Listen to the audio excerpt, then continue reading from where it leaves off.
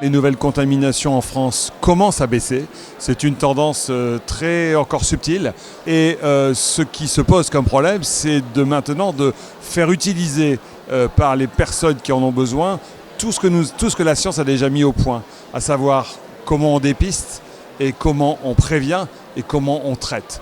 Un des premiers pans pour nous de la recherche, ça consiste à essayer d'améliorer l'usage de ces outils de prévention, de ces outils de dépistage et de ces outils de traitement.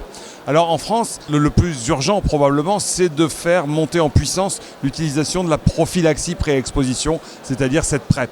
On a un grand programme de recherche actuellement qui étudie comment les PrEPeurs en Île-de-France, donc dans la région parisienne, se mettent à utiliser cette manière de prévenir la transmission du VIH et comment ils pourraient l'utiliser sur le long terme. Ça, c'est quelque chose d'absolument fondamental pour nous parce qu'on pense que ça va avoir un impact très fort sur la fin de l'épidémie.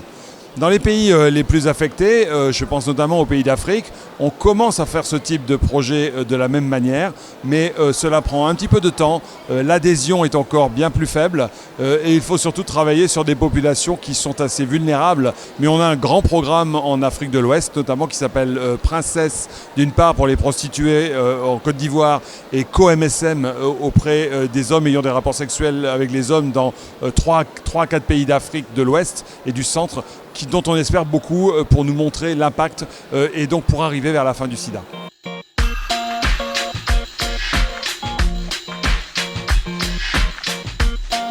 Nous avons actuellement trois types de grands défis en termes de recherche sur lesquels il faut qu'on avance. Un défi à moyen terme, on va dire, c'est de savoir si on peut arriver à guérir une partie des personnes qui vivent avec le virus et d'autre part d'arriver à prévenir par un vaccin cette contamination. Alors, pour ce qui concerne la guérison d'une partie des gens qui vivent avec le VIH, c'est s'attaquer à ce que l'on appelle les réservoirs, c'est-à-dire les endroits les plus profonds à l'intérieur du corps humain où le virus semble persister, même lorsqu'on utilise les traitements antirétroviraux.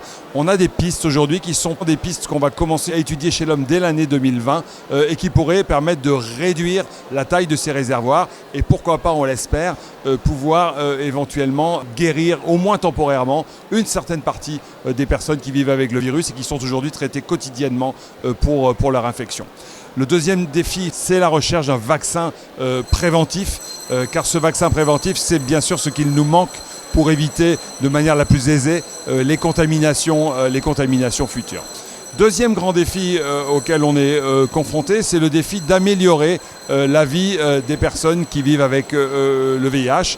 C'est simplifier les thérapeutiques autant que l'on peut, c'est diminuer la charge des comorbidités, des autres maladies dont ils vont subir tout en étant traités pour leur VIH, et c'est améliorer leur qualité de vie.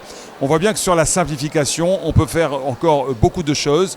On peut peut-être donner des médicaments injectables. On va s'approcher de ce type de choses dès l'année 2020, mais on va peut-être avoir d'autres approches simplifiées. On a essayé au cours des 2 dernières années le traitement 4 jours sur 7 avec des résultats pas négligeables du tout.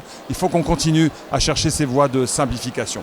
Enfin, le troisième défi, c'est le défi de la recherche opérationnelle. C'est, sans attendre les nouvelles solutions dont je viens de parler, comment est-ce qu'on peut utiliser beaucoup mieux et à plus large échelle encore les solutions qui sont déjà existantes, les moyens de prévention que nous avons déjà, la PrEP, les moyens de dépistage divers et variés que les gens n'utilisent pas assez et le traitement rapide et immédiat. Ce sont les défis de la recherche opérationnelle et il ne faut bien sûr pas les oublier.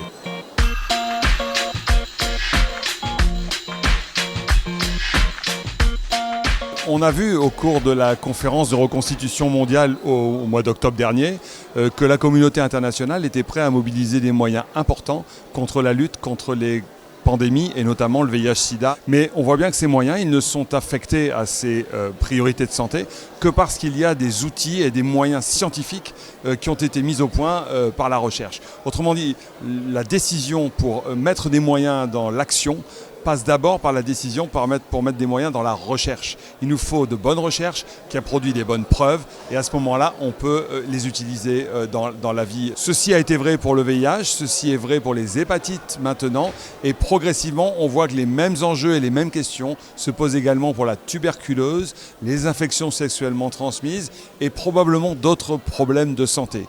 Car finalement, ce qui se passe, c'est que ce ne sont pas uniquement des maladies qui intéressent la recherche, mais ce sont des populations.